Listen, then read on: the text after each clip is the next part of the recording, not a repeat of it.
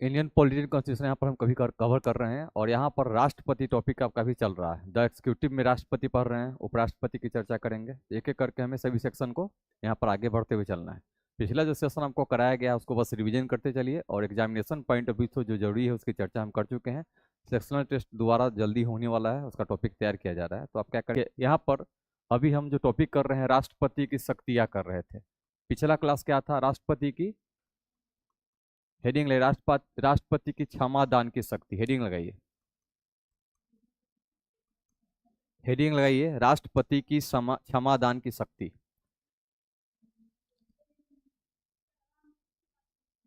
हम्म आ- ठीक है, राष्ट्रपति की क्षमा दान की शक्ति आपको लिखना है, इसमें लिखना शुरू कर दीजिए।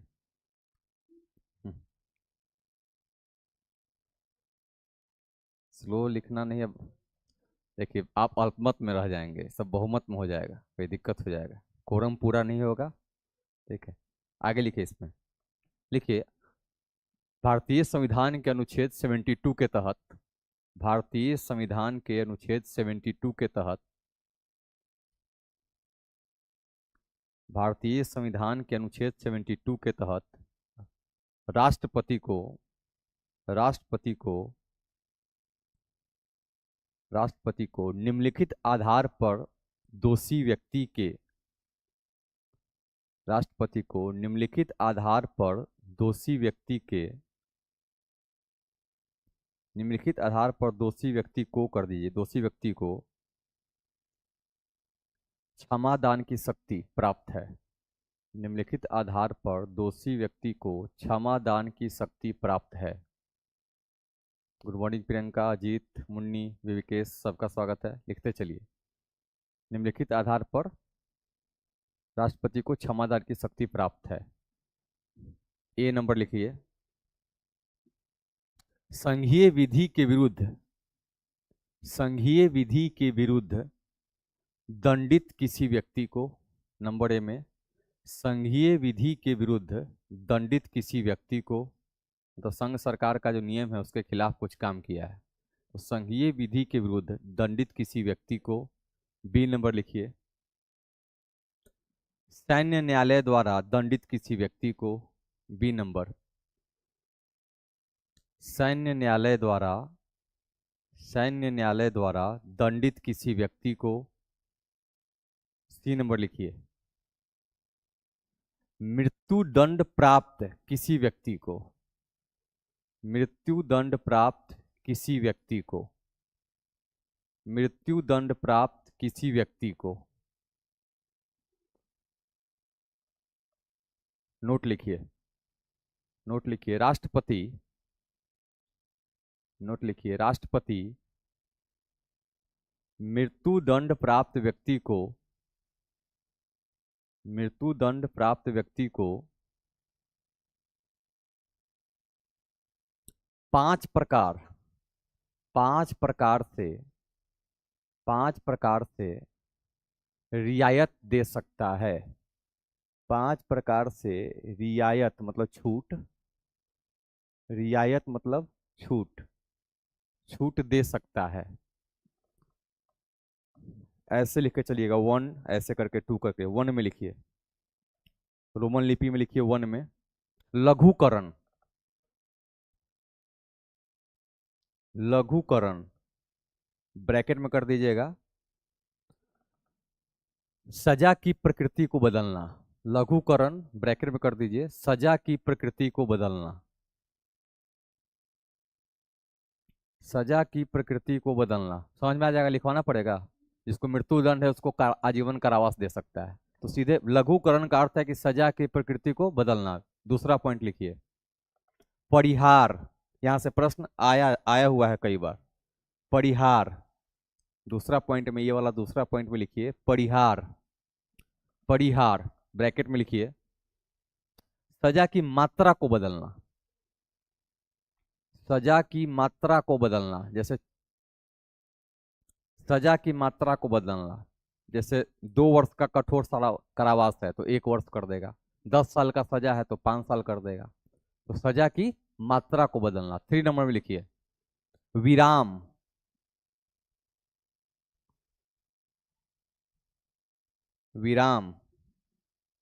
3 नंबर में लिखिए विराम।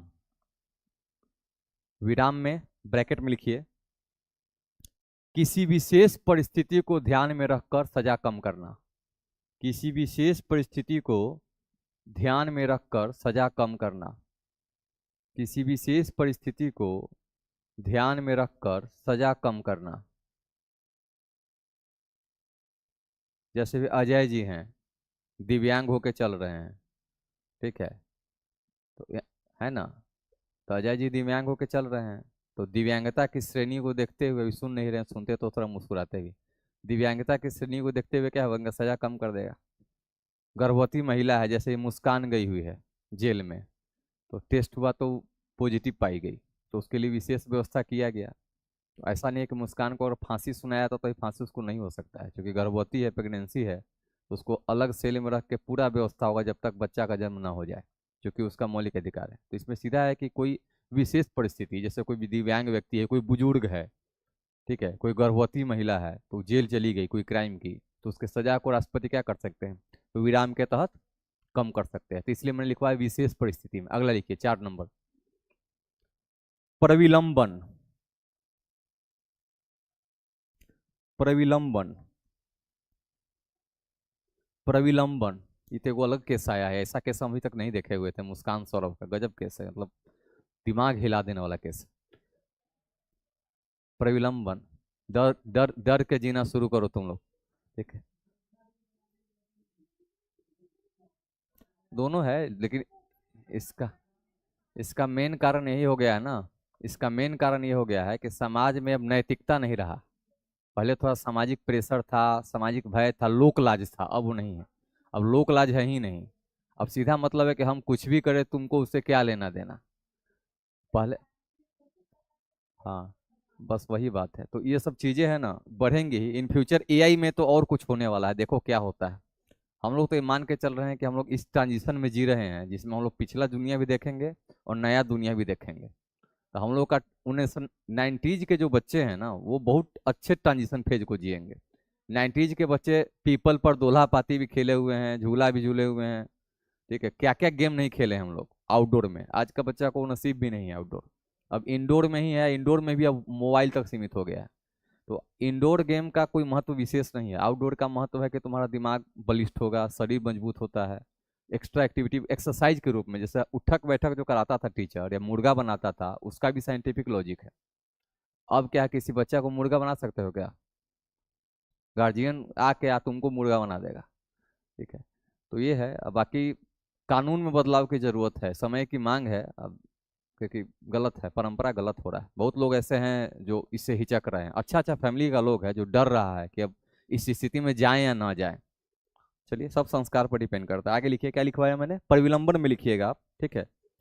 किसी दंड को कुछ समय का परिविलंबन लिख के ब्रैकेट में लिखिए, किसी दंड को कुछ समय के लिए टालना। किसी दंड को कुछ समय के लिए टालना। उसका हस्बैंड सर देखने से ही इनोसेंट लगता है, अब तो इनोसेंट रहा नहीं ना, चला गया वो, ठीक है। किसी दंड को कुछ समय के लिए टालना। अब लिखिए, जैसे इसमें क्या है कि फांसी का सजा मिला, कोई डेट मिला, तो फांसी की सजा का कुछ टाल के 2 महीना बढ़ा दिया जाएगा। समझ में आ रहा है? तो किसी दंड को कुछ समय के टालना मतलब कुछ विशेष परिस्थिति उत्पन्न हो गई उसको। अब मान लो कि किसी को फांसी होने वाला है, मेडिकल चेकअप हुआ तो पता चला कि वो हाईली डिप्रेस्ड व्यक्ति है, तो यहाँ नियम यह है कि फांसी उसी को मिलता है, मेडिकल चेकअप होता है उसका, फांसी उसी को मिलता है जो पूर्णतः स्वस्थ हो। अब इसका मतलब कि बीपी बढ़ा हुआ हो तो डर से बढ़ सकता है, वो नहीं गिना जाएगा। लेकिन अगर किसी बीमारी से ग्रसित हो, डिप्रेशन में व्यक्ति हो, मतलब दिमागी स्थिति उसकी ठीक नहीं हो, तो उसको तुम फांसी नहीं दे सकते हो। वो संजय दत्त का मूवी देखे हुए हो, जिसमें ब्रिगेडियर रहता है, तो जो मारने आता है तो उसका ये याददाश्त चला गया होता है, तो कौन मूवी है मैं भूल गया हूँ, तो संजय दत्त कहता है कि जब तक इसको याद नहीं आ जाएगा तब तक इसको नहीं मारेंगे, ठीक है। तो मूवी कुछ नहीं कुछ कानून से इम्पैक्टेड मूवी रहता है, वो लॉ का इम्पैक्ट हो उसमें, और कुछ नहीं। हाँ, दाग द फायर, एकदम रिसर्च किए हो तुम लोग, वेरी गुड। तो उसमें यही दिखाया गया है कि जब तक मेंटल स्थिति किसी भी व्यक्ति का, जो दोषी व्यक्ति है, मेंटल स्थिति खराब है, तो उसके सजा को टाला जा सकता है जब तक वह स्वस्थ ना हो जाए। मतलब स्वस्थ होने के बाद उसको भान आ जाए कि हमने ये क्राइम किया था, तभी फांसी मिलेगा। तो बहुत लोगों को तो नौटंकी करता है नेता साहब, अब बीपी बढ़ गया है, ये सजा नजदीक आएगा तो नौटंकी शुरू कर देगा, मेडिकल ले चलो, ये करो। ठीक है, नाम मत लिया कीजिए, नाम लीजिएगा दिक्कत हो जाएगी। प्रश्न संख्या आगे लिखिए, क्षमा। अगला लिखिए, 5वां नंबर क्षमा। 5th नंबर लिखिए, क्षमा। इसमें ब्रैकेट में लिख लीजिए पूर्णतः माफ करना। क्षमा को लिखिए पूर्णतः माफ करना, पूर्णतः माफ करना। अब इसमें बताना है, समझ में आया कि नहीं, 5 प्रकार के उनके पास शक्ति है। तो जो जितना लिखवा है, लघुकरण, परिहार, विराम, परिलंबन और क्षमा, याद रहेगा। ये सब क्षमा, ये सब क्या है, राष्ट्रपति के क्षमा दिन की शक्ति का कैटेगराइजेशन है। इतने इतने प्रकार के कैटेगरी में ये क्या कर सकते हैं, क्षमादान दे सकते हैं। पूर्णतः क्षमा सबसे लास्ट में रखा गया है। कोई दिक्कत, आगे बढ़िए। हाँ देते हैं, 5 प्रकार का प्रयोग करते हैं। जनरली क्या होता है, ये जो ऑप्शन है सबसे लास्ट होता है। बहुत कम ऐसे व्यक्ति है जिसको ये मिला हुआ है, बहुत कम व्यक्ति है। ठीक है, लेकिन ये सब का तो प्रयोग करते ही हैं जनरली, इसका प्रयोग बहुत ही रेयर है। आगे लिखिए नेक्स्ट। अब राज्यपाल और राष्ट्रपति के क्षमादान के शक्ति में अंतर है, यही करवा देते हैं। राज्यपाल में तो कराएंगे ही कराएंगे थोड़ा सा, तो लिखिए, हेडिंग लगाइए, राष्ट्रपति और राज्यपाल की क्षमादान की शक्ति में अंतर। हेडिंग लगाइए, क्योंकि यही याद हो जाएगा।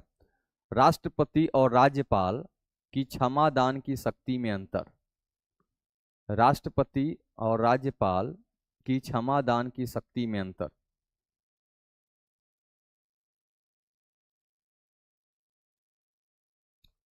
एक तरफ लिख लीजिए राष्ट्रपति और एक तरफ लिख दीजिए राज्यपाल। एक तरफ कीजिए राष्ट्रपति, एक तरफ कीजिए राज्यपाल। एक देश का राजा और एक राज्य का राजा। ठीक है, लिखिए राष्ट्रपति में लिखिए आर्टिकल 61 के तहत। राष्ट्रपति में लिखिए पॉइंट 1 में आर्टिकल 61, सॉरी 61 कह रहे हैं, 72, सॉरी, आर्टिकल 72 के तहत। और राज्यपाल में लिखिए आर्टिकल 161 के तहत, यही मैं वहां बोल दिया। राज्यपाल में करिए आर्टिकल 161 के तहत। 161, उधर 72 है, इधर 161 है। राष्ट्रपति में लिखिए, राष्ट्रपति संघ से संबंधित कानूनों के लिए, राष्ट्रपति संघ से संबंधित कानूनों के लिए, संघ से संबंधित कानूनों के लिए क्षमादान करता है, क्षमादान करता है। राज्यपाल में लिखिए राज्य के विरुद्ध, राज्य के विरुद्ध अपराधों के लिए क्षमादान करता है। राज्यपाल में लिखिए राज्य के विरुद्ध अपराधों के लिए क्षमादान करता है। राज्य के विरुद्ध अपराधों के लिए क्षमादान करता है। राष्ट्रपति में लिखिए यह सेना से संबंधित अपराधों को भी क्षमा करता है। राष्ट्रपति में लिखिए यह सेना से संबंधित अपराधों को भी क्षमा करता है। राज्यपाल में लिखिए ऐसी कोई शक्ति नहीं है। राज्यपाल में लिखिए ऐसी कोई शक्ति नहीं है।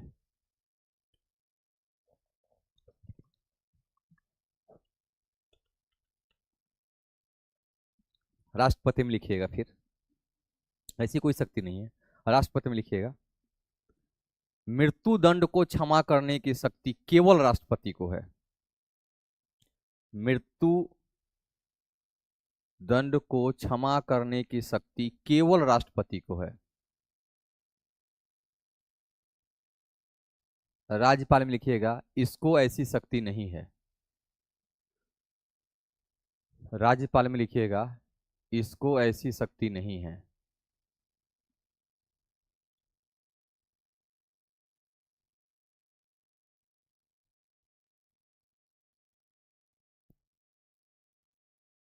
राष्ट्रपति में लिखिएगा 5 प्रकार के क्षमादान।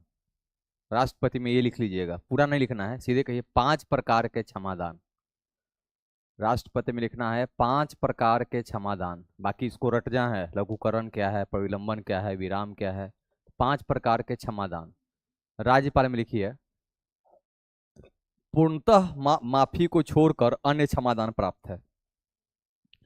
पूर्णतः मृत्युदंड कर दीजिए, पूर्णतः मृत्युदंड को छोड़कर अन्य क्षमादान प्राप्त है। पूर्णतः मृत्युदंड को छोड़कर अन्य क्षमादान प्राप्त है, मतलब मृत्युदंड को खाली कैंसिल नहीं करेगा, ठीक, अन्य क्षमादान प्राप्त है। बाकी मृत्युदंड के निलंबित कर सकता है, दंड कम कर देगा, दंड का स्वरूप बदल देगा, राज्यपाल सारा काम करेगा। मृत्युदंड जिसको मिला है राज्य के द्वारा, उस क्षमा करने की शक्ति इसके राज्यपाल के पास नहीं है। वो कहाँ जाएगा मामला? राष्ट्रपति के पास ही जाना पड़ेगा उसको। राज्यपाल ऐसा कोई भी मृत्युदंड को माफ नहीं कर सकता है, पूर्णतः माफ नहीं करेगा। हाँ, उसके सजा में कमी कर सकता है, स्वरूप बदल देगा। जैसे कारावास है, सश्रम कारावास है तो साधारण कारावास कर देगा, 20 साल है तो 10 साल कर देगा। याद रहेगा ये चीज? आगे लिखिए, अगला हेडिंग लगाइए। अब देखो, राष्ट्रपति से संबंधित जितना आर्टिकल है एक साथ लिखवा देते हैं, ठीक है? तो लिखिए, राष्ट्रपति से संबंधित अनुच्छेद, राष्ट्रपति से संबंधित अनुच्छेद।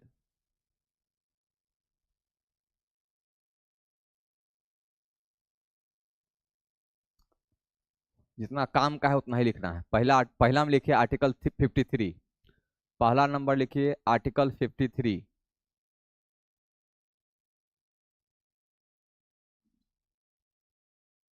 बच्चा इतना साल के होने के बाद भी फैशन नहीं छूटता है, इसका समस्या बहुत बड़ा बड़ा है इन लोगों का। ठीक, लिखिए 53 में लिखिए संघ की कार्यपालिका शक्ति। 53 में लिखिएगा संघ की कार्यपालिका शक्ति, संघ की कार्यपालिका शक्ति। 2 नंबर में लिखिए 55, 54 छोड़ रहे हैं। 54 में क्या है?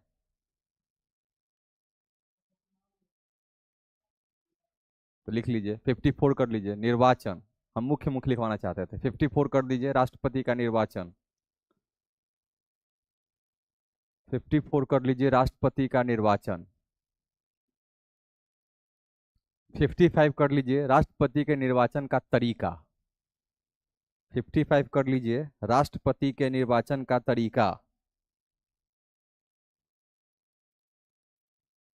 राष्ट्रपति के निर्वाचन का तरीका। 56 कर लीजिए राष्ट्रपति की पदावधि। 56 कर लीजिए राष्ट्रपति की पदावधि। 56 राष्ट्रपति की पदावधि। 57 कर लीजिए पुनर्निर्वाचन की पात्रता। 57 पुनर्निर्वाचन की पात्रता, पात्रता एलिजिबिलिटी, पुनर्निर्वाचन की पात्रता। 58 कर लीजिए निर्वाचन की शर्त। 58 कर लीजिए राष्ट्रपति के लिए अहर्ताएं हैं तो राष्ट्रपति के लिए अहर्ताएं निर्वाचन की शर्त।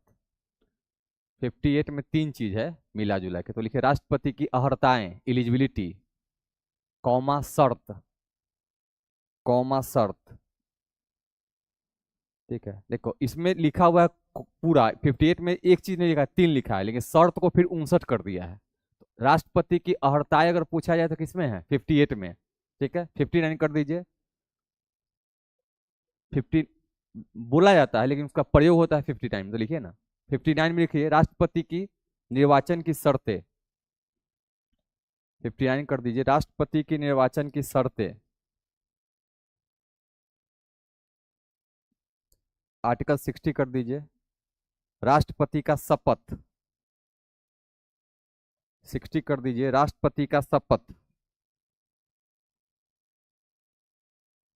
61 कर दीजिए राष्ट्रपति पर महाभियोग।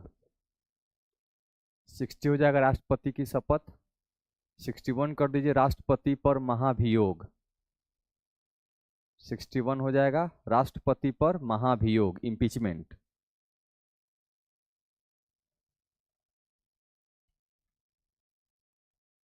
ठीक है, 62 कर दीजिएगा राष्ट्रपति के पद की रिक्तता।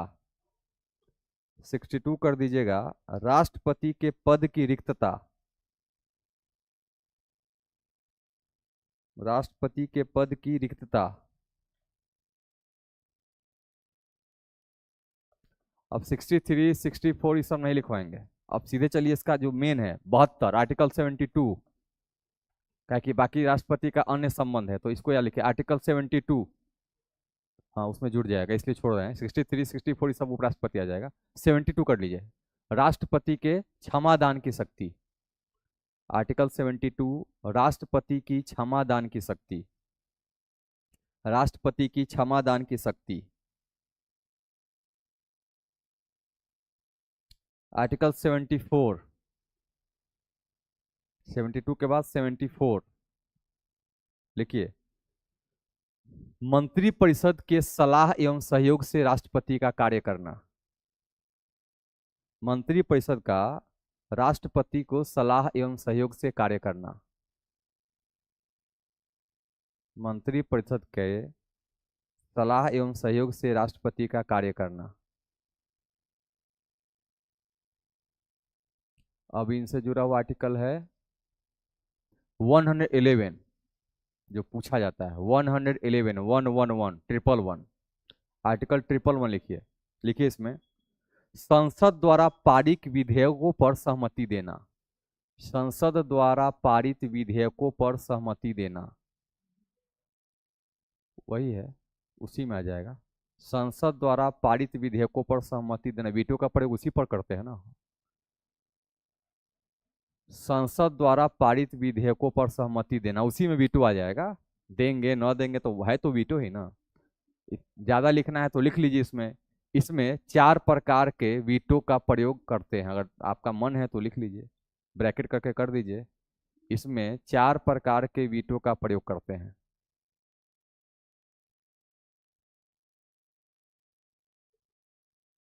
क्वालिफाइड सिर्फ अमेरिका के राष्ट्रपति को ध्यान रखना है। पॉकेट वीटो का सबसे अधिक शक्तिशाली प्रयोग कौन देश का राष्ट्रपति करता है? Pocket veto, France.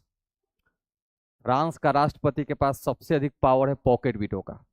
अमेरिका के राष्ट्रपति के पास सबसे अधिक पावर है विशेषित वीटो का, क्वालिफाइड का। भारत के राष्ट्रपति का भी पावर है, पॉकेट वीटो का जो पावर है सबसे अधिक है, यहाँ भी माना जाता है। इसमें टाइम पीरियड नहीं है। अमेरिका के राष्ट्रपति को कितना दिन दिया गया है? 10 दिन। 10 दिन तक रोक सकता है, उससे ज्यादा नहीं। 11वां दिन उसको भेजना पड़ जाएगा, नहीं तो मानेगा कि पारित हो गया है। भारत के राष्ट्रपति क्या करते हैं? रह के सो जाते हैं, जागेंगे तो देखा जाएगा। 112 लिखिए, आर्टिकल 112, संघीय बजट, जिसको भाषा में बोला जाता है, सभ्य भाषा में वार्षिक वित्तीय विवरण, तो इसको शॉर्ट में लिख लीजिए संघीय विवरण, संघीय बजट कर दीजिए सीधे, संघीय बजट। 123 कर दीजिए, अध्यादेश की शक्ति। 112 मैंने बताया संघीय बजट। 123 कर दीजिए, अध्यादेश की शक्ति, अध्यादेश की शक्ति। और 143 कर दीजिए, राष्ट्रपति की सर्वोच्च न्यायालय से सलाह लेने की शक्ति। 143, राष्ट्रपति की सर्वोच्च न्यायालय से सलाह लेने की शक्ति। राष्ट्रपति की सर्वोच्च न्यायालय से सलाह लेने की शक्ति।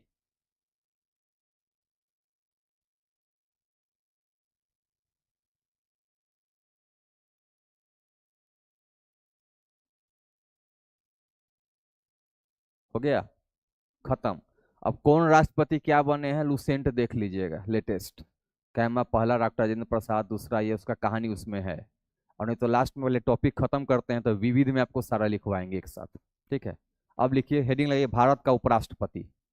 राष्ट्रपति खत्म हो गया, मतलब टॉपिक खत्म हो गया, राष्ट्रपति तो है ही। भारत का उपराष्ट्रपति,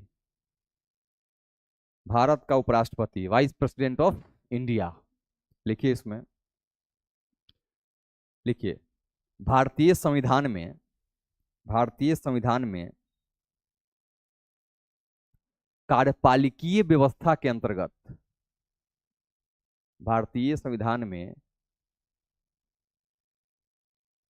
कार्यपालिकीय व्यवस्था के अंतर्गत, भारतीय संविधान में कार्यपालिकीय व्यवस्था के अंतर्गत, व्यवस्था के अंतर्गत उपराष्ट्रपति का पद, उपराष्ट्रपति का पद, उपराष्ट्रपति का पद अमेरिकी संविधान से प्रेरित है।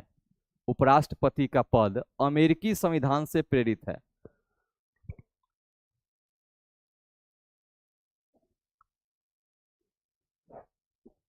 उपराष्ट्रपति का पद अमेरिकी संविधान से प्रेरित है। दूसरा पॉइंट, लिखिए, आधिकारिक क्रम में, क्रोनोलॉजी, आधिकारिक,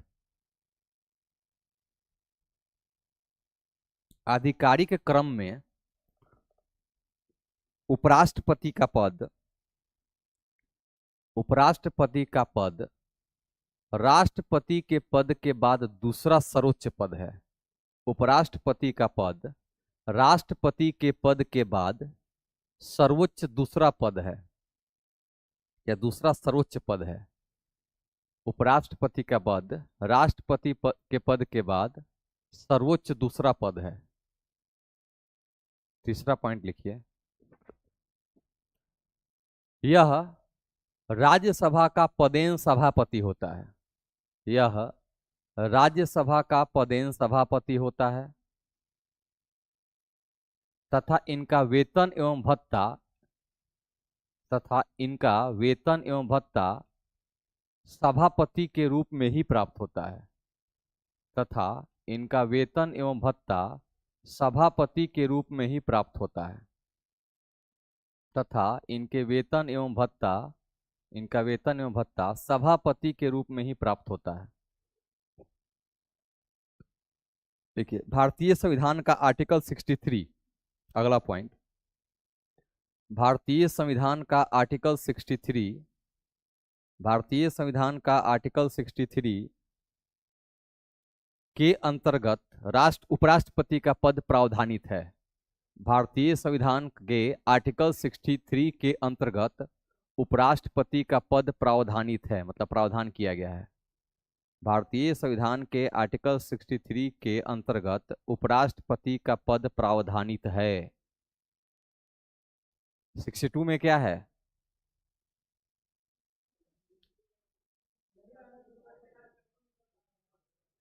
राष्ट्रपति का कार्यकाल करेगा, ठीक है।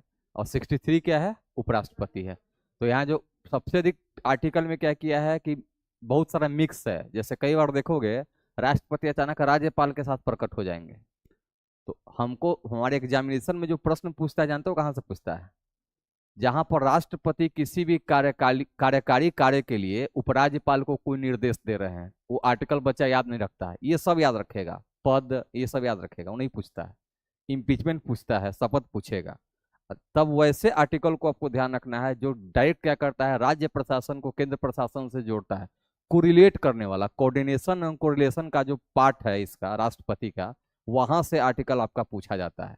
और सीधा सिंपल पूछेगा, जैसे 108, 108 आर्टिकल तो इसमें नहीं है, क्या है, संयुक्त अधिवेशन है ना, तो वो क्यों पूछा जाता है? क्योंकि वो लोकसभा मतलब संसद को एकाग्र करने का काम करता है किसी मुद्दा पर।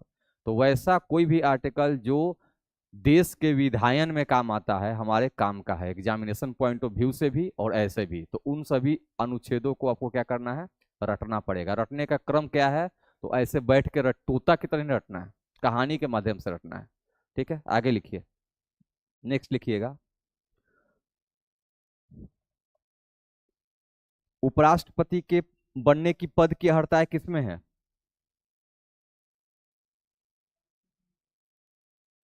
लिखिए, उपराष्ट्रपति बनने की हेडिंग लगाइए, उपराष्ट्रपति बनने की अर्हताएं, उपराष्ट्रपति बनने की अर्हताएं।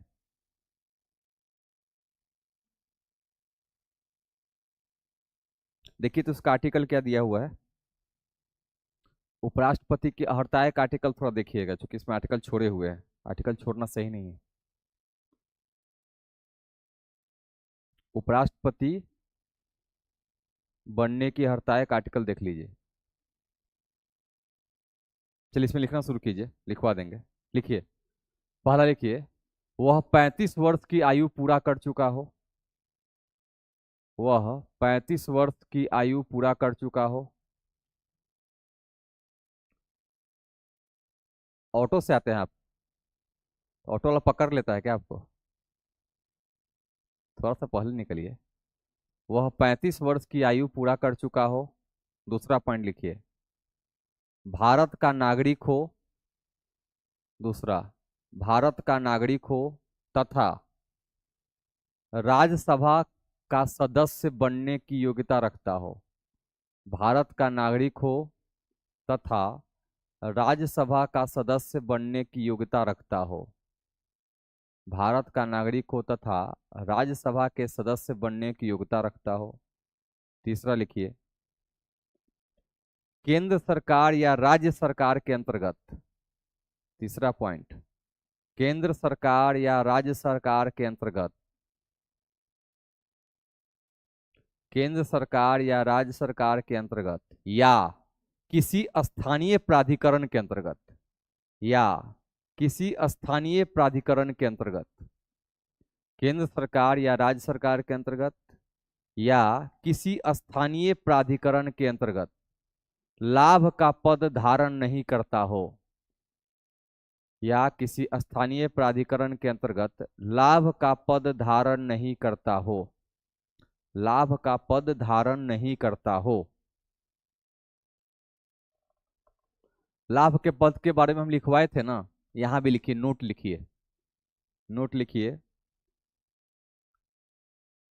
राष्ट्रपति, उपराष्ट्रपति, नोट में लिखिए, राष्ट्रपति कौमा उपराष्ट्रपति कौमा किसी राज्य के राज्यपाल, किसी राज्य का राज्यपाल अथवा अथवा संघ या राज्य के मंत्री पद का, अथवा संघ या राज्य के मंत्री का पद, अथवा संघ या राज्य के मंत्री का पद, संघ या राज्य के मंत्री का पद लाभ का पद नहीं माना जाता है, लाभ का पद नहीं माना जाता है, लाभ का पद नहीं माना जाता है, नहीं माना। कितना आर्टिकल देखे, आर्टिकल क्या था, 61 है, 61 तो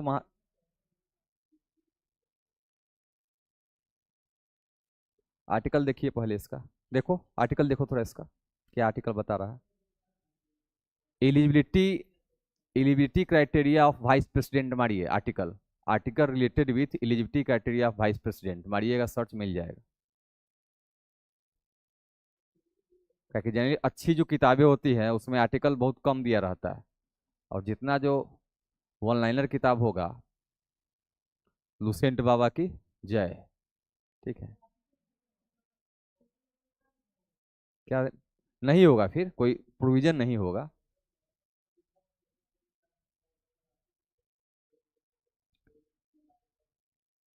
वो तो नहीं है, 66 है, लिखिए, ठीक है।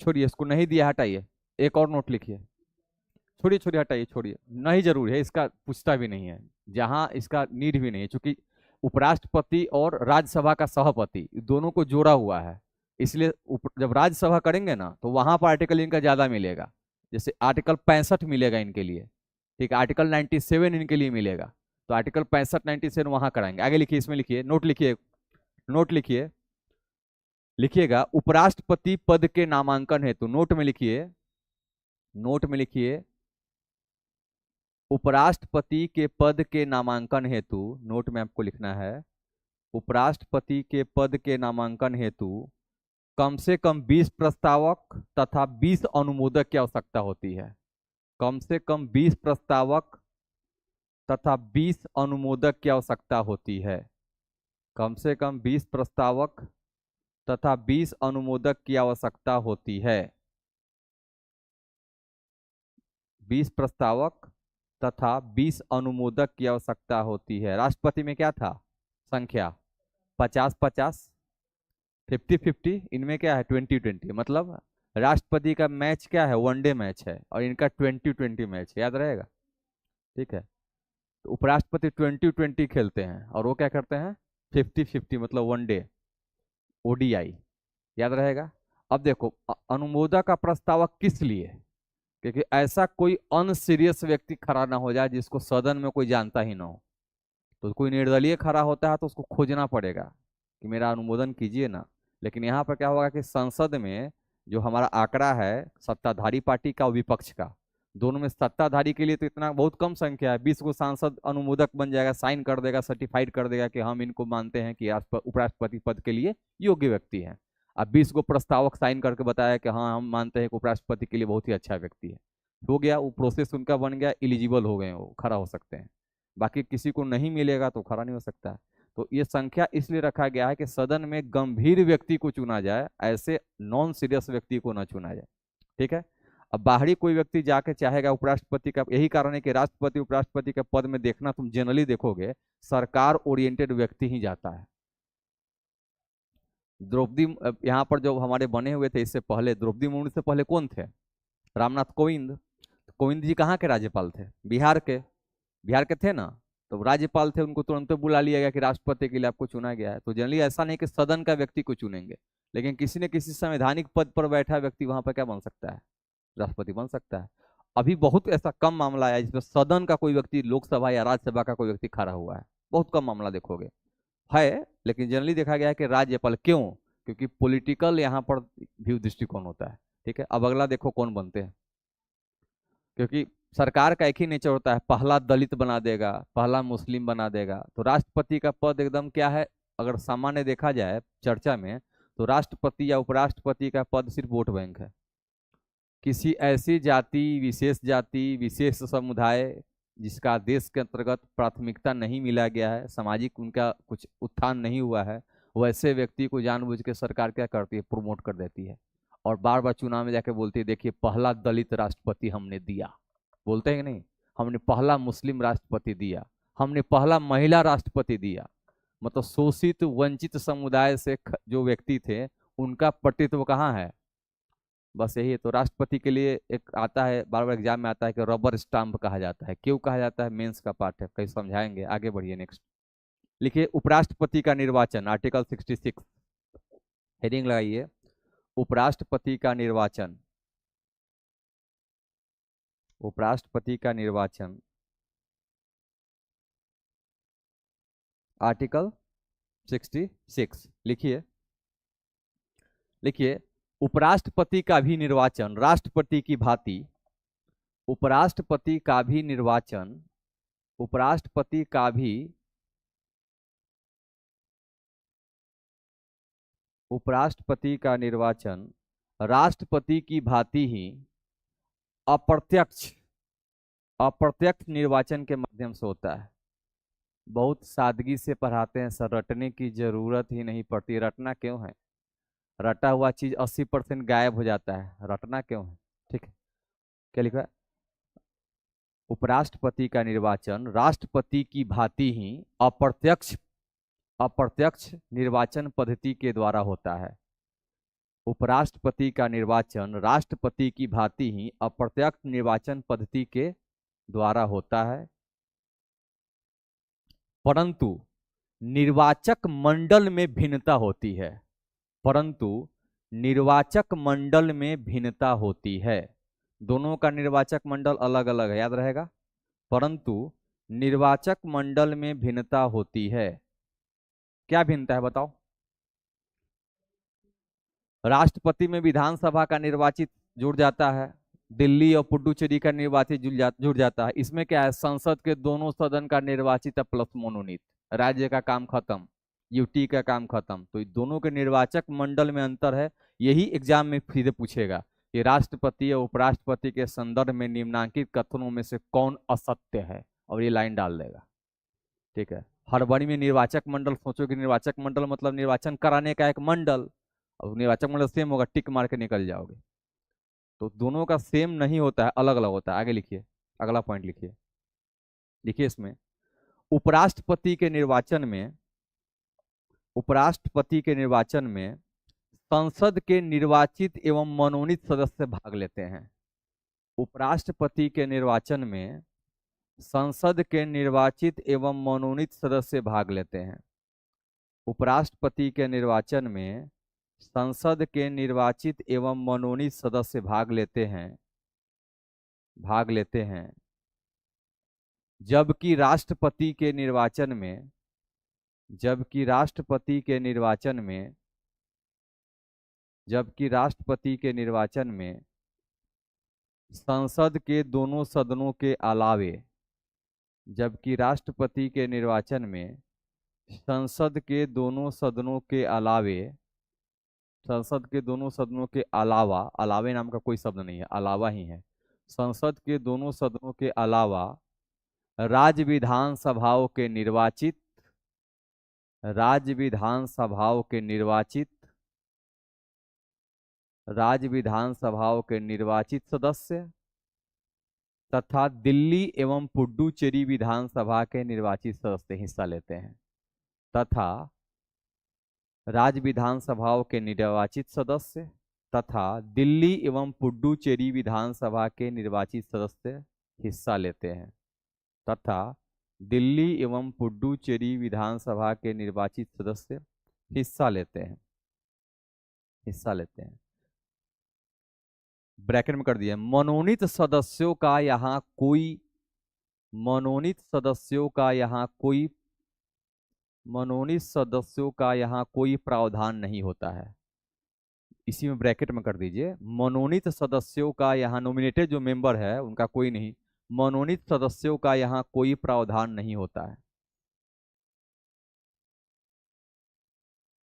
ठीक है, अगला पढ़ लिखिए, चुनाव की विधि एकल संक्रमणीय मत प्रणाली, चुनाव की विधि, चुनाव की विधि आनुपातिक प्रयुक्त कर लीजिए, ऐसे कर लीजिएगा, चुनाव की विधि आनुपातिक प्रतिनिधित्व प्रणाली, चुनाव की विधि आनुपातिक प्रतिनिधित्व प्रणाली, आनुपातिक प्रतिनिधित्व, प्रतिनिधित्व,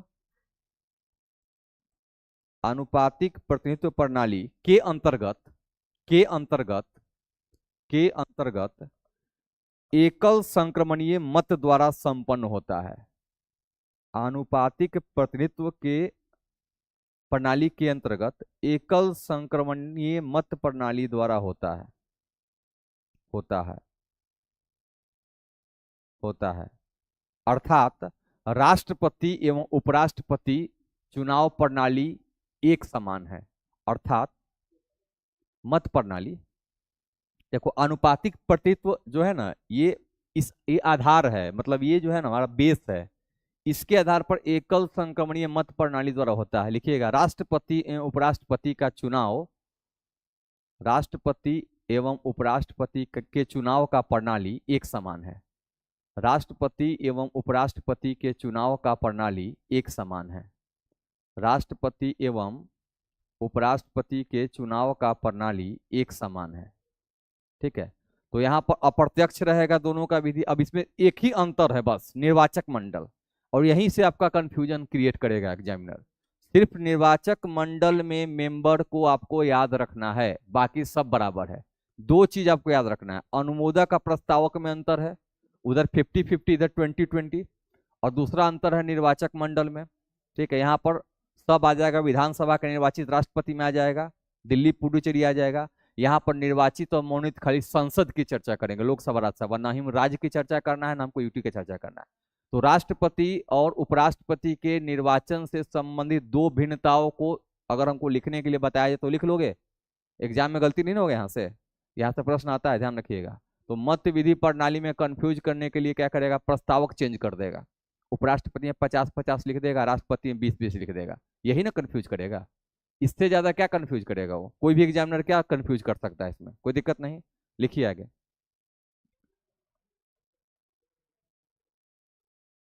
क्या 1/4, हाँ वही है। वो तो 2/3 तो यहाँ पास करके भेजेगा, वो अलग चीज है। दोनों वो विधि में मत, संसद के विधि से प्रश्न नहीं आता है, प्रश्न निर्वाचक मंडल से आएगा, प्रणाली से कभी नहीं आएगा। प्रणाली से मेंस का बात पार्ट है, मेंस में कैसे होता है चुनाव, क्या प्रक्रिया है, उसमें जो 3 चरण 2 चरण है कैसे किया जाएगा, प्रायोरिटी क्या दिया जाता है, वो मेंस का पार्ट है। यहाँ कोई इसका महत्व ही नहीं है, ना के बराबर। लिखिए इसमें आगे, लिखिए आर्टिकल 65 छूटा हुआ है, आर्टिकल 65 लिख दीजिए, जो कहीं मेंशन नहीं है किताब उताब में, इसको हम स्पेशल लिखवा देते हैं आपको। आर्टिकल 65 लिखकर डैश दीजिए, आर्टिकल 65 लिखकर डैश दीजिए। लिखिए इसमें, लिखिए इसके तहत, इसके तहत राष्ट्रपति के रूप में कार्य करने पर, इसके तहत राष्ट्रपति के रूप में कार्य करने पर, इसके तहत राष्ट्रपति के रूप में कार्य करने पर उपराष्ट्रपति, उपराष्ट्रपति के द्वारा इसके तहत राष्ट्रपति के रूप में कार्य करने पर उपराष्ट्रपति के द्वारा राज्यसभा के सभापति का कर्तव्य नहीं निभाया जाएगा। इसके तहत राष्ट्रपति के रूप में कार्य करने पर उपराष्ट्रपति के द्वारा राज्यसभा के सभापति का कर्तव्य नहीं निभाया जाएगा। राष्ट्रपति के द्वारा राज्यसभा के सभापति का कर्तव्य नहीं निभाया जाएगा। ध्यान रहेगा। 65 के तहत अगर राष्ट्रपति के बारे में बताया था ना, बीमार है, कहीं गए हुए हैं, तो उपराष्ट्रपति काम करेगा राष्ट्रपति का। तो जब उपराष्ट्रपति राष्ट्रपति के रूप में कार्य कर रहा है तो सभापति का काम कैसे करेगा? एक साथ दो डेंगी पर तो नाव रखोगे नहीं। तो यहाँ पर सीधे आर्टिकल 65 कहता है कि जब भी उपराष्ट्रपति के द्वारा राष्ट्रपति के रूप में कार्य किया जा रहा होगा तब सभापति के रूप में वो कार्य नहीं कर पाएंगे। किस आर्टिकल के तहत है? 65। उस समय उपसभापति रहेगा, राज्यसभा का उपसभापति रहेगा। वो नहीं रहेगा तो उसका राष्ट्रपति चेंज कर ये किए रहते हैं, बनाया रहता है, 12 मेंबर रहता है, उसमें कोई वो बैठा देंगे। उपसभापति सभापति के द्वारा ही। सभापति में जब भी किसी भी सदन में 3 प्रक्रिया हमेशा ध्यान रखना, सदन कोई भी बने, चाहे तुम भी कमेटी बनाओगे तो 3 मेंबर रहेगा ना, सभापति न रहेंगे तो उपसभापति, कोषाध्यक्ष, है ना, संसदीय समिति। तो कोई भी जब भी किसी प्रकार का कमेटी गठित होता है तो 5 या 4 मेंबर हमेशा उसमें बने रहते हैं। मान लो सभापति नहीं है तो काम थोड़े नहीं होगा, उपसभापति है, वो भी नहीं है तो 12 गो मेंबर है, 12 गो टीम गठित है, उसमें से किसी एक को उठा के, जो सीनियर है उसको उठा के बैठा देंगे सभापति के पद पर। सभापति नहीं है तो थोड़े कि सभा नहीं चलेगा। अरे हम मान लो कि सभापति बीमार है, देश हित में कुछ पास करना है तो जरूरी है कि थोड़े कि नहीं पास हो पाएगा, पास तो करना है। इसी प्रकार कोषाध्यक्ष होता है, तुम उतना बड़ा मत जाओ। किसी बिल्डिंग में देखो G+5 अगर है कोई अपार्टमेंट, तो G+5 है, और अगर वो कॉर्पोरेट का है तो वहां भी सारा पद होता है, फाइनेंस का पद होता है, कोषाध्यक्ष का पद होता है, सचिव का पद होता है। क्यों? क्योंकि बिल्डिंग को मेंटेन करने की जिम्मेदारी इनकी होती है। पेंटिंग पोचाड़ा से लेके लिफ्ट खराब हो गया तो सबके जाकर अपार्टमेंट खड़खड़ाते चलोगे, भैया लिफ्ट खराब है बनवा दीजिए। तो उसके लिए वो लोग क्या करते हैं? मेंटेनेंस देते हैं। अरे 1000 रुपया 1200 दो है, मेंटेनेंस देते हैं ना। तो मेंटेनेंस का काम क्या है? साल भर में मेंटेनेंस का जो पैसा है कोषाध्यक्ष रखता है। कुछ भी बिल्डिंग में खराब होगा तो क्या करेगा? कोषाध्यक्ष बनवाएगा। उस मेंटेनेंस के पैसा से सिक्योरिटी गार्ड को पेमेंट मिलता है। तो ये सब जो व्यवस्थाएं हैं क्यों बनाई गई? काम अब्सेंट ना हो, और कोई व्यक्ति नहीं है तो उसके कारण काम रुका हुआ है। वो तभी होता है जो कोई पर्सनल कंपनी है, ठीक है। ओरिजिनली हमको लगता है कि किसी भी कारपोरेट में, कोई भी संगठन में ये पद क्रिएट, अब तो एक और पद क्रिएट कर दिया है। अगर किसी संगठन में कोई महिला, 5 से अधिक अपने पास महिला कर्मचारी है, 5 मात्र मिनिमम कर दिया है, 5 अगर महिला कर्मचारी है तो सारा व्यवस्था आपको बनाना पड़ेगा, अलग वॉशरूम से लेके क्रेच रूम, उसका अगर बच्चा उच्चा है तो क्रेच रूम बनाना पड़ेगा, उसके लिए अलग से एक व्यवस्था करनी पड़ेगी उसका। तो ये इसलिए किया गया कि पहले क्या होता था, ऑफिस में महिला मान ली काम करने आई तो ऑफिस में आई 10 बजे, जाना उसको नितांत आवश्यक था 5 बजे कर दिया। पहले क्या करता था, ये सब जानबूझ के क्या करता था, कुछ ना कुछ काम धरा के 8 बजे तक छुट्टी करता था। कुछ दिन तक ये चला। उसके बाद सरकार जब नजर में आई तो कुछ घटनाएं घटी, वैसे लेट नाइट जाने पर कुछ घटनाएं हुई, सरकार के संज्ञान में आया, सरकार ने नियम बना दिया, कुछ भी हो जाए 5 या 6 अंधेरा होने से पहले महिला कर्मचारी को छुट्टी देना अनिवार्य है। दूसरा, अगर नाइट शिफ्ट है तो महिला को घर तक छोड़ना और ले आना दोनों तुम्हारी जिम्मेदारी है। तो उसके लिए परिवहन व्यवस्था करता है, कार होता है उसके लिए। तो बहुत सारे कारपोरेट कंपनी में अगर नाइट शिफ्ट है तो उनके घर तक आएगा कार, ड्रॉप भी करेगा, ले भी जाएगा, सिक्योरिटी के लिए किया गया है। अगर ये नियम को मानना है तो तुम कंपनी चलाओ, और नहीं मानना है तो बंद करो। लेकिन ये नहीं कह सकते हो कि आप आ जाइए ऑटो से, नहीं कह सकते हो। तो ये सब किया गया है। और खासकर दिल्ली में कौन कांड हुआ था जिसका नाम है, जिसके लिए हम ये निर्भया, तो निर्भया के बाद जो प्रोटोकॉल आया था ना, उस प्रोटोकॉल में ये सब चीज रखा गया था, एक कोड आया था निर्भया के बाद, उस कोड में ये पूरा चीज क्लियर किया गया कि ये चीज आपको व्यवस्था करनी है। तो देना क्या करता है, कोई कंपनी होता है, अगर महिला सोचेगा 5 गो महिला रखेंगे तो हमको कितना डिपार्टमेंट, सीसीटीवी कैमरा, एक अलग से महिला विंग रखना पड़ेगा। तो जनरली इसलिए अवॉइड करता है कंपनी सब, मेल पुरुष को ले लेगा, क्योंकि इसको 8 बजे रखो, गधा तो है ही ना, तुम लोग गधा ही ना हो, ठीक है। तो 10 बजे तक हटाओ, 12 बजे हटाओ, कोई दिक्कत नहीं है। मैनेजर कहता है चलना ना मेरे साथ है, चलना, 8 बजे छुट्टी हो गया है, मैंने यार चलना ना मेरे साथ, क्या तुम भी परवीन एकदम ऐसे करते हो। अब परवीन भी सोचता है कि कहीं पेमेंट बढ़ा उड़ा देगा, इस लालच में भी कहता है चलिए सर। लेकिन ये ध्यान रखना है। तो मेंबर में यही कारण है कि दिल्ली उल्ली मैंने देखा है कि जनरली महिलाओं को जॉब नहीं रखता है, नहीं देता है।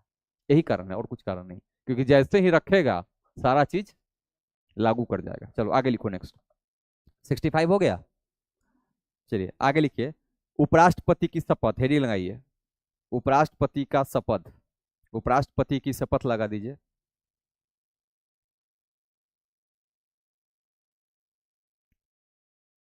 लिखिए डैश देके, संविधान के प्रति सच्ची श्रद्धा और निष्ठा की शपथ लेता है। पहला पॉइंट, संविधान के प्रति सच्ची श्रद्धा एवं निष्ठा की शपथ लेता है। संविधान के प्रति सच्ची श्रद्धा एवं निष्ठा की शपथ लेता है, लेता है। निष्ठा की शपथ लेता है, दोनों बहन हैं। श्रद्धा एवं निष्ठा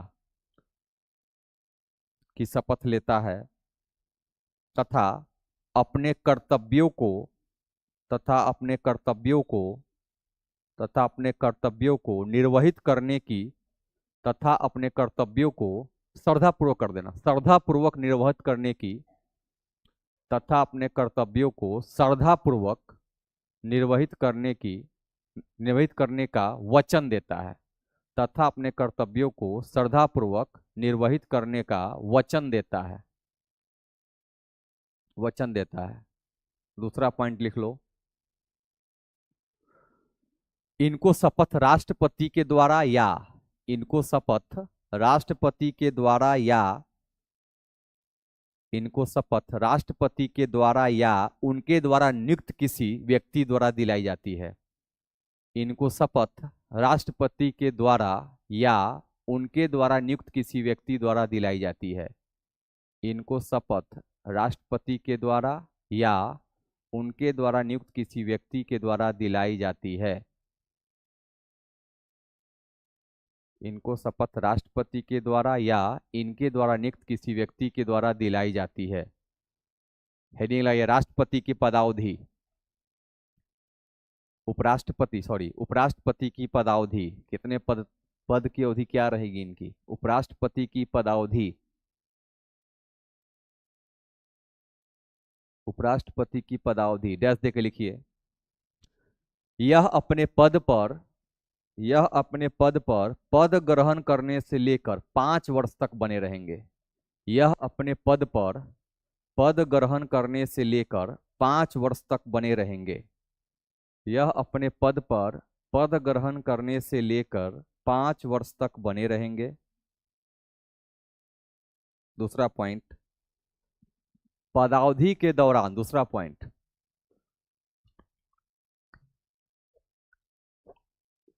पदावधि के दौरान कभी भी, पदावधि के दौरान कभी भी वह अपना त्याग पत्र, पदावधि के दौरान कभी भी वह अपना त्याग पत्र राष्ट्रपति को सौंप सकते हैं। पदावधि के दौरान वह अपना त्याग पत्र कभी भी राष्ट्रपति को सौंप सकते हैं तथा कार्यकाल से पहले अवकाश ग्रहण कर सकते हैं। पदावधि के दौरान वह कभी भी राष्ट्रपति को अपना त्यागपत्र सौंप सकते हैं तथा कार्यकाल से पहले अवकाश ग्रहण कर सकते हैं, तथा कार्यकाल से पहले अवकाश ग्रहण कर सकते हैं। मतलब 5 वर्ष का है, 3 वर्ष के बाद भी त्यागपत्र चाहे दे देंगे। तो इनके लिए कहा गया है कि कभी भी, लेकिन किसको त्यागपत्र देना है ये पूछा जाता है। तो उपराष्ट्रपति राष्ट्रपति को देगा, राष्ट्रपति किसको देगा? उपराष्ट्रपति, क्योंकि 2 सीनियर पोस्ट है तो सीनियर पोस्ट के बीच में तीसरा कोई कैसे घुस सकता है? तो राष्ट्रपति को सेकंड सीनियर के पास, वो उपराष्ट्रपति को देगा, उपराष्ट्रपति राष्ट्रपति को। तुम लोग से प्रश्न यही पूछा जाएगा प्रीलिम्स में, कौन किसको त्याग पत्र देता है। ठीक है, आगे लिखिए नेक्स्ट। उपराष्ट्रपति को हटाने के लिए, उपराष्ट्रपति को हटाने के लिए महाभियोग प्रक्रिया की जरूरत नहीं पड़ती। उपराष्ट्रपति को हटाने के लिए महाभियोग प्रक्रिया की जरूरत नहीं पड़ती। सर आपसे हम्बल रिक्वेस्ट है कि आप हिस्ट्री को भी पढ़ा दीजिएगा सर प्लीज। हिस्ट्री के सर ऑलरेडी हैं फैकल्टी, बरगुन्ना मत बनाइए। ठीक है, क्या होगा, क्या लिखा है लास्ट में? उपराष्ट्रपति को हटाने के लिए महाभियोग प्रक्रिया की जरूरत नहीं पड़ती, बल्कि राज्यसभा के द्वारा संकल्प पारित करके बहुमत द्वारा, राज्यसभा के द्वारा संकल्प पारित करके, राज्यसभा के द्वारा संकल्प पारित करके पूर्ण बहुमत द्वारा इनको हटाया जा सकता है। राज्यसभा के द्वारा संकल्प पारित करके पूर्ण बहुमत द्वारा इनको हटाया जा सकता है, बशर्ते 14 दिन पूर्व नोटिस देना आवश्यक होता है। बशर्ते 14 दिन पूर्व नोटिस देना आवश्यक होता है। बशर्ते 14 दिन पूर्व नोटिस देना आवश्यक होता है। फिर से मैं बोल देता हूं, राज्यसभा द्वारा संकल्प पारित कर पूर्ण बहुमत द्वारा हटाया जा सकता है, बशर्ते 14 दिन पूर्व नोटिस देना आवश्यक होता है। जैसे उनको हटाना है, अब देखो इसमें उपराष्ट्रपति के लिए महाभियोग क्यों नहीं है, क्योंकि राष्ट्रपति लोकसभा राज्यसभा के इतर राष्ट्रपति का पद है, अलग बैठते हैं राष्ट्रपति भवन में, राष्ट्रपति संसद में तो नहीं ना बैठते हैं। लेकिन उपराष्ट्रपति क्या है, राज्यसभा का सभापति है, तो जब भी हटाया जाएगा तो राज्यसभा के द्वारा हटाया जाएगा। समझ में आ रहा है? तो इसीलिए राज्यसभा में क्या करना होगा, संकल्प पारित करेगा और पूर्ण बहुमत से, क्योंकि राज्यसभा का क्या है, वो मेंबर है ऑलरेडी, तो वही आधार वही रहता है, आधार संविधान का अतिक्रमण ही है। तो यहाँ पर क्या करना है कि राज्यसभा का सभापति है ऑलरेडी, तो राज्यसभा के मेंबर के बीच में, मतलब सभा के बीच के क्या है, हेड है ये, तो सभा के जितने लोग हैं मिलके एक संकल्प पारित होगा और बहुमत से इनको क्या किया जाएगा, हटा दिया जाएगा। बस यही है कि एक प्रक्रिया है कि 14 दिन पहले नोटिस उनको देना पड़ता है कि आपको हटाया जा रहा है। इस 14 दिन में क्या करेंगे, अपना होमवर्क पूरा करेंगे, वो ये खुद करेंगे, अपने प्रतिनिधि को भेजेंगे, कहेंगे बताओ भाई, खुद उपस्थित भी रह सकते हैं। अब इसका प्रक्रिया बहुत लंबा है, मान लो कि गया राज्यसभा में, इनको खड़ा होना पड़ेगा, उस दौरान ये मत नहीं दे पाएंगे क्योंकि इन पर खुद केस चल रहा है, इन पर खुद आरोप लगा हुआ है, तो अपना मत तो अपने पक्ष में दे सकते हैं, तो मत देने की शक्ति नहीं रहेगी, एज अ मेंबर की तरफ वो खड़ा रहेंगे, और दूसरा मेंबर क्या करेगा, संकल्प पारित करेगा। याद रहेगा, प्रक्रिया से नहीं पूछता। आगे लिखिए, नेक्स्ट लिखिए, नोट कर लीजिए, को एक नोट लिखिए, भारतीय संविधान में उपराष्ट्रपति को उनके पद से हटाने हेतु कोई आधार नहीं लिखा गया है। नोट लिखिए, भारतीय संविधान में उपराष्ट्रपति को उनके पद से हटाने के लिए कोई आधार नहीं दिया गया है। भारतीय संविधान में उपराष्ट्रपति को उनको पद से हटाने के लिए कोई आधार नहीं दिया गया है। भारतीय संविधान में उपराष्ट्रपति को उनके पद से हटाने के लिए कोई आधार नहीं दिया गया है। खाली क्या दिया गया है, वोटर कार्ड, आधार कार्ड नहीं इनको मिला है। ठीक है, अब लिखिए, उपराष्ट्रपति के पद की रिक्तता, वैकेंट जो सीट रहेगा, उपराष्ट्रपति के पद की रिक्तता, पद अगर खाली है इस स्थिति में क्या होगा, उपराष्ट्रपति के पद की रिक्तता, कैसे कैसे उपराष्ट्रपति का पद खाली हो सकता है। पहला पॉइंट लिखिए, 5 वर्ष के कार्यकाल की समाप्ति पर, पहला पॉइंट, 5 वर्ष के कार्यकाल की समाप्ति पर, 5 वर्ष के कार्यकाल की समाप्ति पर, 5 वर्ष के कार्यकाल की समाप्ति पर, ठीक है। हाँ, मेंबर नहीं है, वही बताया कि मेंबर नहीं है, सभापति है, मेंबर नहीं है, सभापति है, लेकिन मेंबरों के बीच में वो भाषण तो देते हैं ना, सभापतित्व तो करते हैं। आर्टिकल हम आगे 97 जब समझाएंगे 65 के साथ जोड़ के तो समझ में आ जाएगा। बस यहाँ पर फैक्चुअल डेटा में आपको लगता है कि गलत है। वाइस प्रेसिडेंट राज्यसभा का मेंबर है कि नहीं है, सभापति है ना, मेंबर तो नहीं मानेंगे, क्या है तो उपराष्ट्रपति, लेकिन वो सभापतित्व करता है। ठीक है, आगे लिखिए, नेक्स्ट, बी नंबर, अपने पद से त्यागपत्र देने पर, बी नंबर, अपने पद से त्यागपत्र देने पर,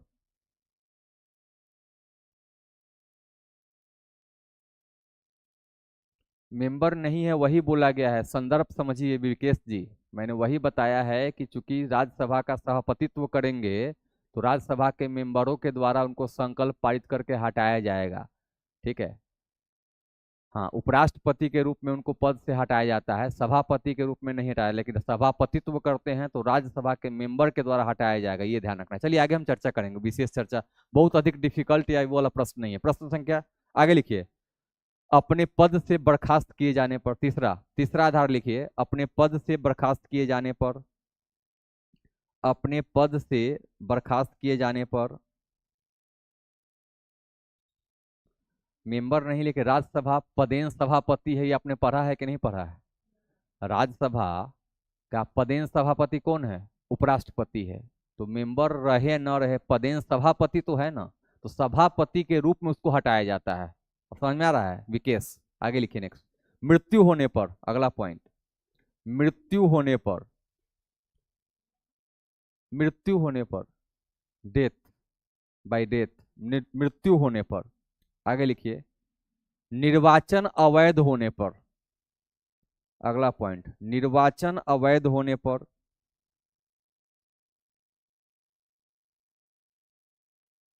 आगे लिखिए, मृत्यु, आगे लिखिए मृत्यु, अगला पॉइंट, मृत्यु, कौमा त्यागपत्र, कौमा निष्कासन, मृत्यु, कौमा त्यागपत्र, कौमा निष्कासन या अन्य किसी आधार पर, मृत्यु, कौमा त्यागपत्र, कौमा निष्कासन या अन्य किसी आधार पर अगर पद रिक्त होता है, या अन्य किसी आधार पर अगर पद रिक्त होता है, तो अति शीघ्र उपराष्ट्रपति का चुनाव कराया जाना चाहिए। अगर पद रिक्त होता है तो अति शीघ्र उपराष्ट्रपति का चुनाव कराया जाना चाहिए। तो अति शीघ्र उपराष्ट्रपति का चुनाव कराया जाना चाहिए, कराया जाना चाहिए। आगे लिखिए।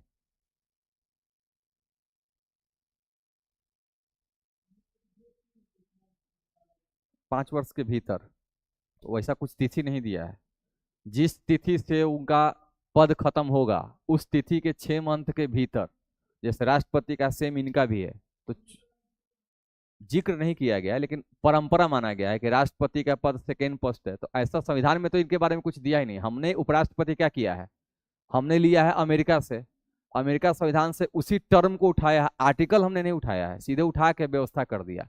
तो उपराष्ट्रपति के बारे में बहुत अधिक जानकारी संविधान में नहीं दिया गया। हमने क्या किया, परंपरा बना लिया कि देखिए राष्ट्रपति का पद 6 महीने के भीतर भरना है, इनको ही भरना है। तो जैसे इनका पद रिक्त होगा जल्दी चुनाव का करा के इनका पद क्या क्या यहाँ पर रखना होता है कि सेकेंड लार्जेस्ट या सेकेंड मोस्ट पद होता है, पोस्ट होता है। तो सिंपल यही लेके चलना है। तो पद रिक्त होगा तो चुनाव की प्रक्रिया शुरू कर दी जाएगी। किसी तरह पद रिक्त हुआ, हाँ, पद रिक्त होने के बाद जो चुनाव होगा उसमें उपराष्ट्रपति कितने साल के लिए रहेंगे, पुनः 5 साल के लिए रहेंगे वो, ठीक है। आगे लिखिए नेक्स्ट, लिखिए, नोट लिख लीजिए एक, नोट लिखिए, उपराष्ट्रपति राज्यसभा का पदेन सभापति होता है। नोट लिखिए, उपराष्ट्रपति राज्यसभा का पदेन सभापति होता है। उपराष्ट्रपति राज्यसभा का पदेन सभापति होता है।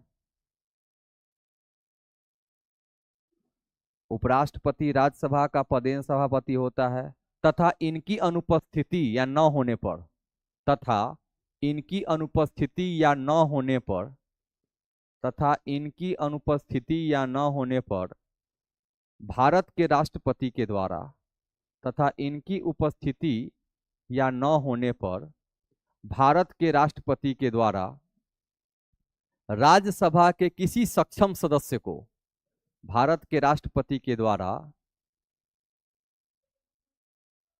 राज्यसभा के किसी सक्षम सदस्य को, राष्ट्रपति के, भारत के राष्ट्रपति के द्वारा राज्यसभा के किसी सक्षम सदस्य को राज्यसभा अध्यक्ष नियुक्त किया जा सकता है। राज्यसभा के किसी सक्षम सदस्य को राज्यसभा का अध्यक्ष नियुक्त किया जा सकता है।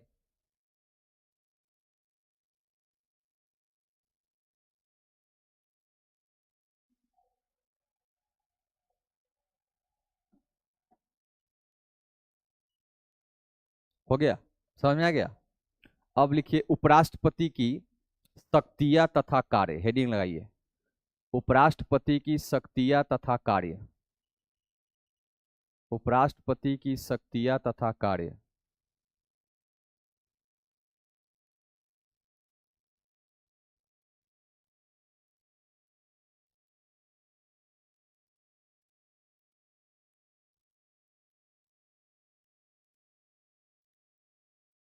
ठीक है, देखिए इसमें लिखो लोकसभा अध्यक्ष की भांति, इसमें लिखिए लोकसभा अध्यक्ष की भांति, लोकसभा अध्यक्ष की भांति, अध्यक्ष की भांति राज्यसभा के सभापति को,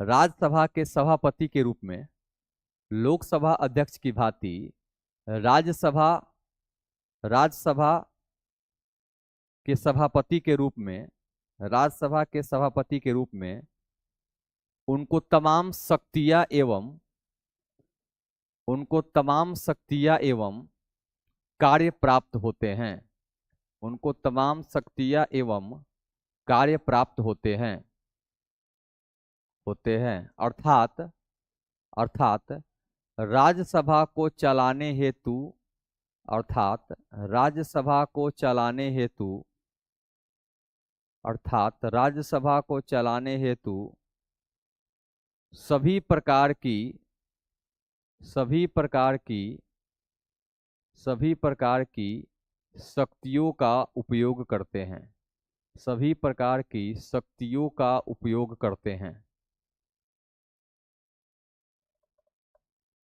करते हैं। दूसरा पॉइंट, उपराष्ट्र, दूसरा पॉइंट लिखिए उपराष्ट्रपति को जब राष्ट्रपति के रूप में, दूसरा पॉइंट लिखिए उपराष्ट्रपति को जब राष्ट्रपति के रूप में कार्य करने का अवसर मिलता है, उपराष्ट्रपति को जब राष्ट्रपति के रूप में कार्य करने का अवसर मिलता है, कार्य करने का अवसर मिलता है, तो उसे कार्यवाहक राष्ट्रपति नाम दिया जाता है, तो उसे कार्यवाहक राष्ट्रपति नाम दिया जाता है, तो उसे कार्यवाहक राष्ट्रपति नाम दिया जाता है, दिया जाता है। इस दौरान वह राज्यसभा का, इस दौरान वह राज्यसभा के सभापति के रूप में कार्य नहीं कर पाता, इस दौरान वह राज्यसभा के सभापति के रूप में कार्य नहीं कर पाता, इस दौरान वह राज्यसभा के सभापति के रूप में कार्य नहीं कर पाता, इस दौरान वह राज्यसभा के सभापति के रूप में कार्य नहीं कर पाता। लिखिएगा कार्यवाहक राष्ट्रपति का अधिकतम, कार्यवाहक राष्ट्रपति का अधिकतम, हाँ,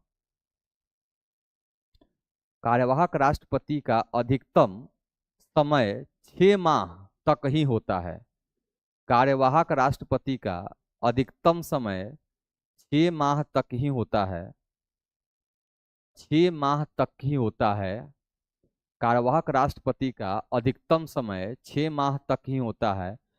इस दौरान नए राष्ट्रपति की नियुक्ति हो जानी चाहिए, इस दौरान नए राष्ट्रपति का निर्वाचन कर दो, इस दौरान नए राष्ट्रपति का निर्वाचन हो जाना चाहिए, इस दौरान नए राष्ट्रपति का निर्वाचन हो जाना चाहिए, इस दौरान नए राष्ट्रपति का निर्वाचन हो जाना चाहिए। मतलब ये प्रश्न पूछा जा सकता है कि उपराष्ट्रपति राष्ट्रपति के रूप में, या सीधे उपराष्ट्रपति कार्यवाहक राष्ट्रपति के रूप में अधिकतम कितने समय तक यहाँ पर कार्य कर सकता है? 6 माह, जब तक राष्ट्रपति की नियुक्ति न हो जाए। इसका अर्थ है कि कोई 6 माह तक बना भी है क्या? नहीं।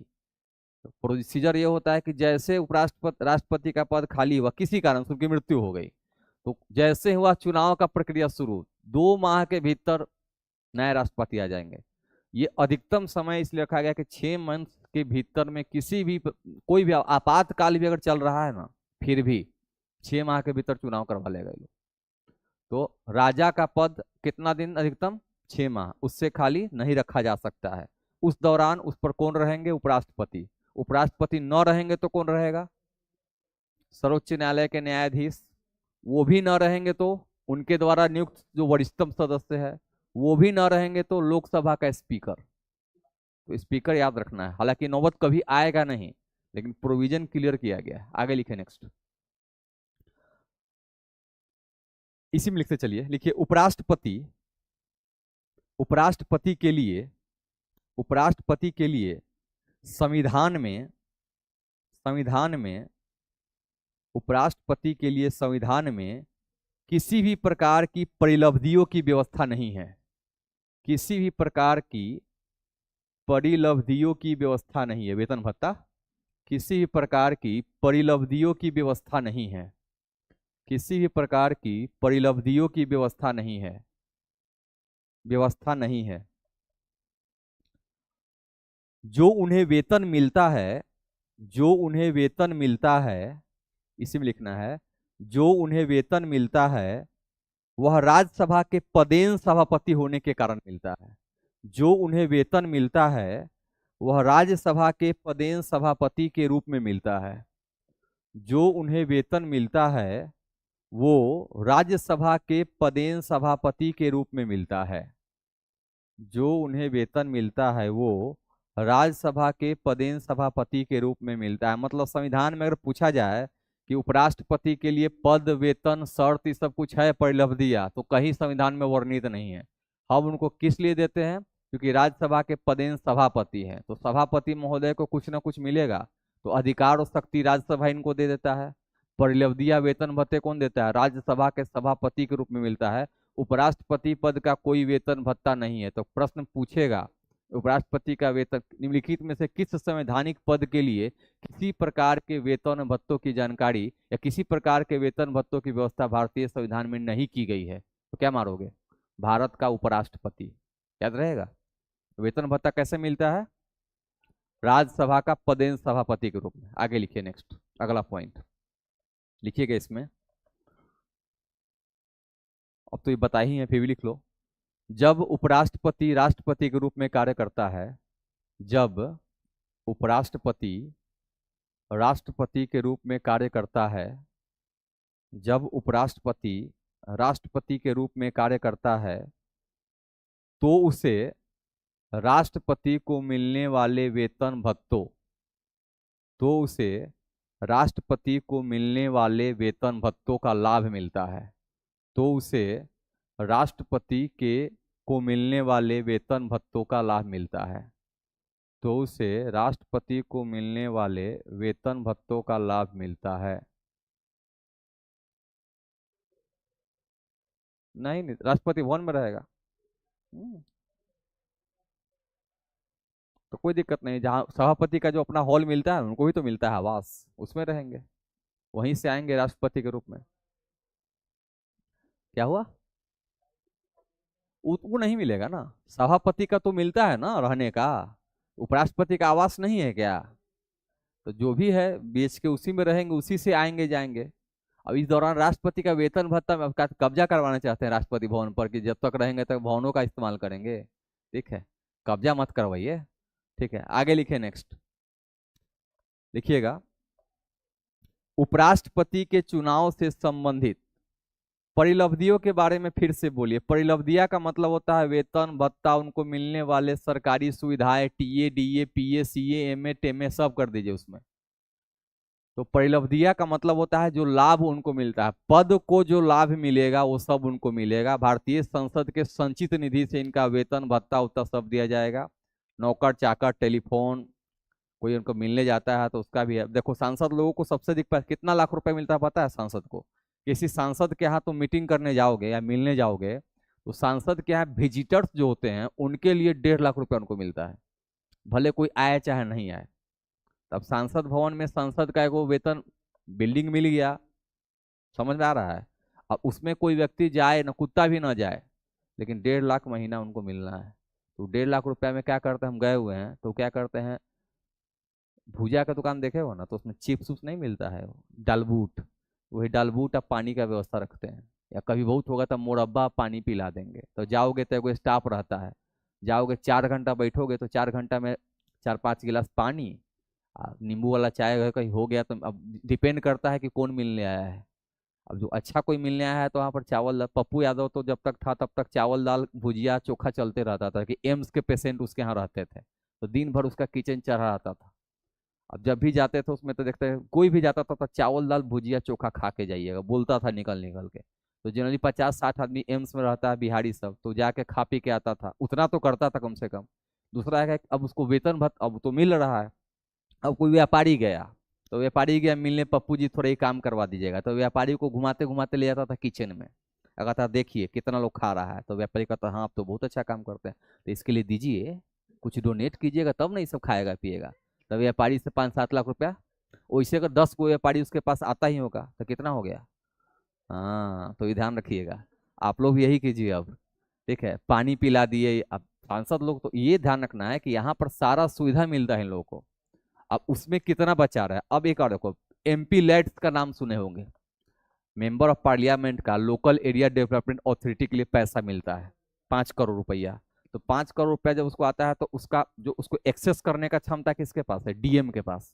डिस्ट्रिक्ट मजिस्ट्रेट से अपील करेंगे कि हमारे एरिया में सड़क खराब हो गया है, पेड़ पौधा नहीं है, फलाना चुलाना ढेकाना, कुछ भी तालाब नहीं है, मछली नहीं है, ये नहीं है वो, ऐसे थे।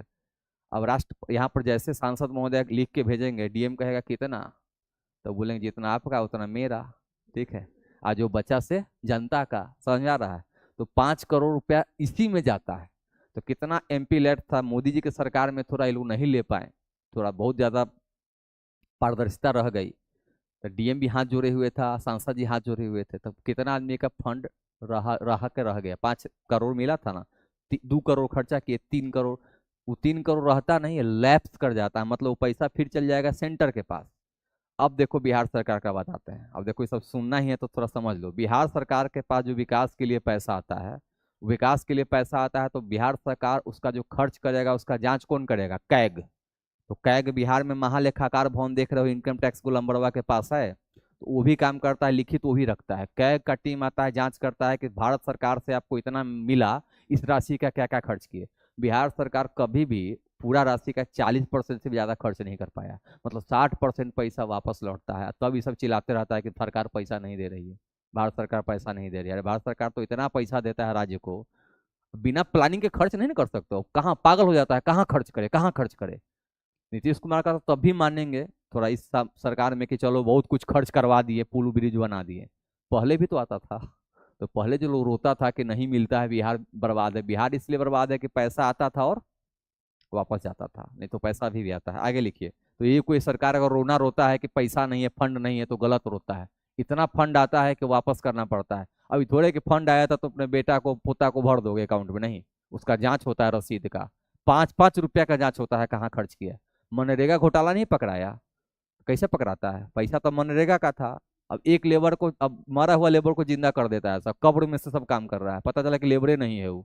और 3 साल से ही लेबर, 3 साल से लेबर को पेमेंट मिल रहा है। पूछा हुआ कि लेबर है कहाँ, तो पता लगे लेबर 3 साल पहले टे बोल गया है। तो इसका वेतन कहाँ ले रहा था, तो कौन ले रहा था ठेकेदार। तो ठेकेदार कैसे ले रहा था, तो कमीशन बढ़ा हुआ था, पकड़ा गया, वही घोटाला और क्या है। यही घोटाला होता है और कुछ नहीं होता है, जांच होता है, घोटाला पता चलता है। आगे लिखिए, नेक्स्ट लिखिए, क्या लिखा है लास्ट में। उपराष्ट्रपति के चुनाव संबंधी विवादों का निपटारा सुप्रीम कोर्ट द्वारा किया जाता है। उपराष्ट्रपति के चुनाव संबंधी विवादों का निपटारा सुप्रीम कोर्ट के लिए, नो साउंड, साउंड तो पूरा है, लाइट जल रहा है आलोक सुमन जी, लाइट जल रहा है, बैटरी भी फुल है, तो साउंड नहीं आ रहा। तो एक बार स्क्रॉल आप करेंगे, आलोक सुमन आप स्क्रॉल कीजिए, साउंड आप तक जाएगा। ठीक है, साउंड, नो साउंड बोल रहे हैं, तो यहाँ तो लाइट जल रहा है, एक बार देख लीजिए, साउंड जा रहा होगा। किसी का मोबाइल है क्या, कोई एक्सेस है किसी के पास, तो देखो तो आवाज आ रहा है कि नहीं। और इस क्लास का एक्सेस किसी के पास है तो देखिए ना, इसमें थोड़ा आवाज में कोई दिक्कत नहीं ना है।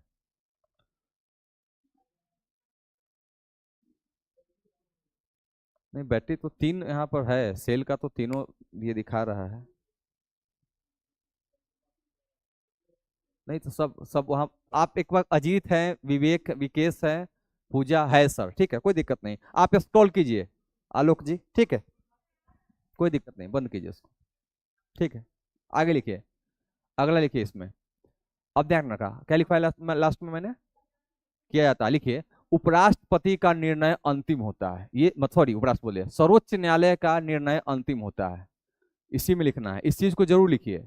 सर्वोच्च न्यायालय का निर्णय अंतिम होता है, मैंने लिखवाया उपराष्ट्रपति के चुनाव से संबंधित जो विवाद होता है उसका उसका कौन करता है, सुप्रीम कोर्ट का किया जाता है। सुप्रीम कोर्ट का निर्णय क्या होता है, अंतिम होता है। तो सर्वोच्च न्यायालय का निर्णय अंतिम होता है।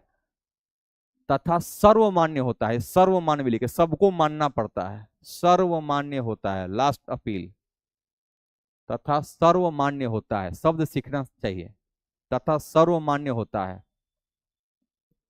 अब वहां पर विपक्षी नहीं कह सकता है कि नहीं निर्णय नहीं मानेंगे, जो बोल दिया सुप्रीम कोर्ट वो आपको मानना पड़ेगा, वही अंतिम भी है सर्वमान्य भी। अगला लिखिए, नेक्स्ट लिखिए, अगला पॉइंट लिखिए, अगर सुप्रीम कोर्ट निर्वाचन को अवैध घोषित करती है, अगर सुप्रीम कोर्ट उपराष्ट्रपति के निर्वाचन को अवैध घोषित करती है, अगर सुप्रीम कोर्ट उपराष्ट्रपति के निर्वाचन को अवैध घोषित करती है, अगर सुप्रीम कोर्ट उपराष्ट्रपति के निर्वाचन को अवैध घोषित करती है तो इस स्थिति में, तो इस स्थिति में उपराष्ट्रपति के द्वारा किए गए कार्य अवैध नहीं होंगे। तो इस स्थिति में उपराष्ट्रपति के द्वारा किए गए कार्य अवैध नहीं होंगे। तो इस स्थिति में उपराष्ट्रपति के द्वारा किए गए कार्य अवैध नहीं होंगे बल्कि प्रभावी रहेंगे। तो इस स्थिति में उपराष्ट्रपति के द्वारा किया गया कार्य अवैध नहीं होगा बल्कि प्रभावी रहेगा।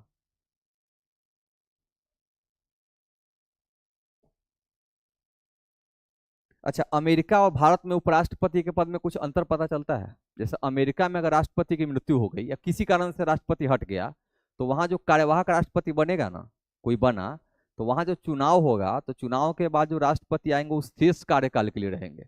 मतलब 3 साल बाद राष्ट्रपति के किसी कारण से हट गए राष्ट्रपति, उपराष्ट्रपति कार्यवाहक बना, चुनाव वहां भी होगा, तो जो नया राष्ट्रपति बनेगा वो बचे हुए कार्यकाल के लिए होगा, जबकि भारत में क्या है, पूर्ण कार्यकाल के लिए होगा। यही अंतर है। अगर अमेरिकी राष्ट्रपति से भारत के राष्ट्रपति की तुलना की जाए तो ऐसे ही याद रखना है। यहाँ का कार्यवाहक राष्ट्रपति जो है, जब पद से हटेगा राष्ट्रपति जो आएंगे 5 साल का फिर टर्म मिलेगा उनको।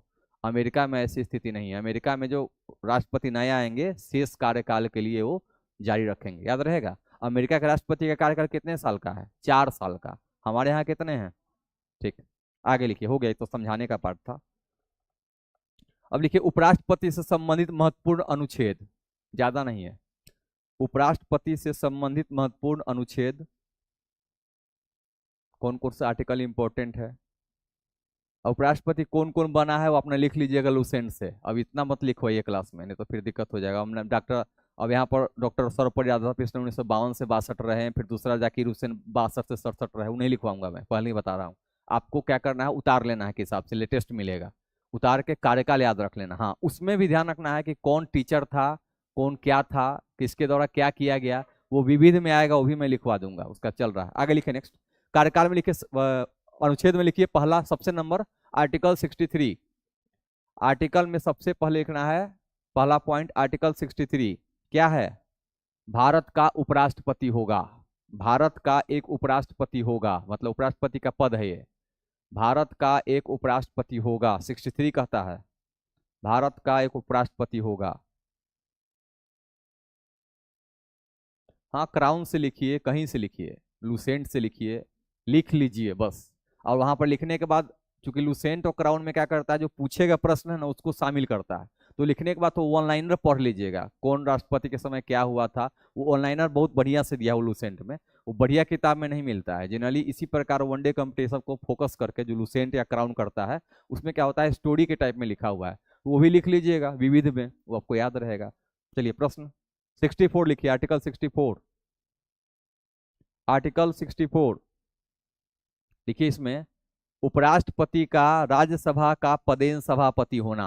आर्टिकल 64, उपराष्ट्रपति का राज्यसभा का पदेन सभापति होना, उपराष्ट्रपति का राज्यसभा का पदेन सभापति होना, पदेन सभापति होना। अब आगे लिखिए, आर्टिकल 65, आर्टिकल 65 लिखिएगा,